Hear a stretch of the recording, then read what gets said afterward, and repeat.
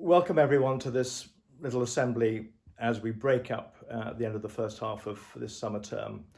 It's been a very unusual 5 weeks, of course, I don't need to tell you that, but you've all done brilliantly well, and your parents as well have helped you enormously, I know. So thank you very much to all of you. It's been very tiring for everyone, I think, getting used to this new method of working and learning. But you've, as I said, you've all done fantastically well, and you must really feel as though you've earned a good break. So that's about to happen, and I want you all to have a really good rest over this course of this next week before we set off again for the second half of term on June the 1st. As I do in a lot of Saturday assemblies, I've got a number of names of children to read out here, and I'm going to do that now. And now the numbers of you who have reached your 25 and 50 star badges is quite extraordinary. And if I were to read all those names out, frankly, I'd be here for about another 15 or 20 minutes, and you would have all fallen asleep, I'm sure, by the end of it. So I am going to read out the names of those who have got, well, it's actually 64 and above, and I'm going to read them from the top down. So very well done to all of you whose names I am reading out now. And they are, drumroll, Wilf Thomas, 86, Izzy Oram, 85, Josh Hull, 84, Seb Woods, 82, Zara Hogwood, Carrie Pike and Violet Williams, all on 79. Karen Tanaka, 75. William Vaughan, 74. Digby Hobson and Charles Eyre, 72. Tom Lane Fox and Freya Fenton, 71. Aurelia McIntosh, 70. Nikolai Bukansov and Kirsten Ford, 68.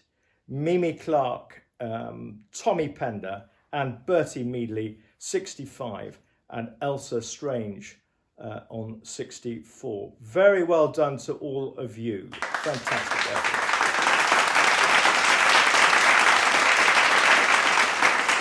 Now, Mrs. Christy Clover has created this a new brand of award called Great Digital Champions. And first of all, I'm going to define what a digital champion is. So I'm pretty much going to read out what she has said in this email to me. A digital champion should exhibit most of the following attributes, not necessarily all of them, but most of them.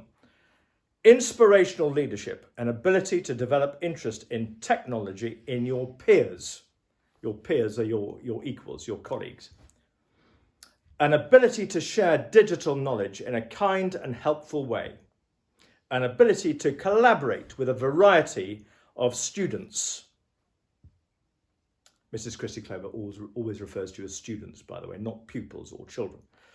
An understanding of e-safety, a love of technological things, an understanding of technology, hardware and software, a desire to learn more, a curiosity about the digital age, and an ability to think about how digital devices used at Port Regis can be improved in future. And thank you very much to Mrs. Christy Clover for that. And I'm now going to read out the names of those of you who have been chosen as digital champions, the first ever in Port Regis's history. And I'm going to do them by form. And they go from A to D form, not the E and F form, but A to D. So in the A form, digital champions are as follows. Liv Bedford, Josh Hogwood and Tom DeBono.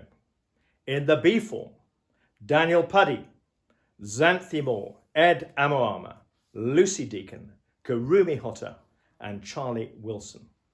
In the C form, Elsa Kenny, Elora Levy, Tom Hatherley, Finley Dorr, Arthur DeBono, Matty Ferguson. That's it. And in the D form, George Seabrook, Tom Cartledge and Karen Tanaka. Very well done to all of you, and thank you for all the effort that you're putting in to everything digital. Now, I'm also delighted to say that I have awarded 4 Headmaster Stars so far this term. 3 of them from Mr. Smith, all for history, of course. And they are Ben Prio, Orla Bridgman, and Lucy Belbin for their excellent history work. You may well have seen Lucy's project on the Great Exhibition of 1851 recently, which was put onto a YouTube with some rather nice music going with it. And then a late entry, and Mr. Mitchell Innes has proposed Arabella Bullmore, and I'm going to read what Mr. Mitchell Innes has said about Arabella. Arabella has tip-top lesson attendance and has been at every in capital letters, morning, tutor time, registration throughout the term, having adjusted her bedtime, etc., in order to be fully present, despite our day starting at 2:30 a.m. Well, our day doesn't start at 2:30 a.m., but Arabella's does, because where she lives is about 5 hours behind our time. So thank you very much for that, Mr. Mitchell Innes. Mr. Mitchell Innes never one to use one word where he can use 15. I'm sorry about that, Mr. M.I. You know how much we all love you. Anyway, very well done to Arabella. That is quite an extraordinary achievement for Arabella, who gets up at 2:30 her time every morning to make sure she's there live for registration and tutor meetings. A really fantastic effort. So huge thanks and well done to Arabella. I think that actually is pretty much it for all the stars and awards and so on I'm going to mention for the moment. And I won't go on much longer because, as I said at the beginning, I risk having you all falling asleep and walking away and making a cup of tea or something. So I just wanted to say to all of you, you have all thoroughly deserved this break, which is about to start at lunchtime today. Enjoy it. Please don't go anywhere near a screen if you can possibly avoid it. Really get away from it. The weather, at least in the UK here, is going to be wonderful. So get out and enjoy it as much as you possibly can. A message to A-formers. We've deliberately moved your common entrance exams on 1 week further than they officially are. And that's to enable you to have a really good rest this week. Try not to do any work at all. You've then got a week when we come back on the June the 1st of working hard to prepare for your exams the following week. And then I assure you that we will have plenty to keep you occupied once you've finished those exams. And I'm sure that they will go brilliantly for you. In the meantime, everyone, enjoy your week, have fun, and I really look forward to seeing some of you, I hope, over the next few weeks. Bye-bye.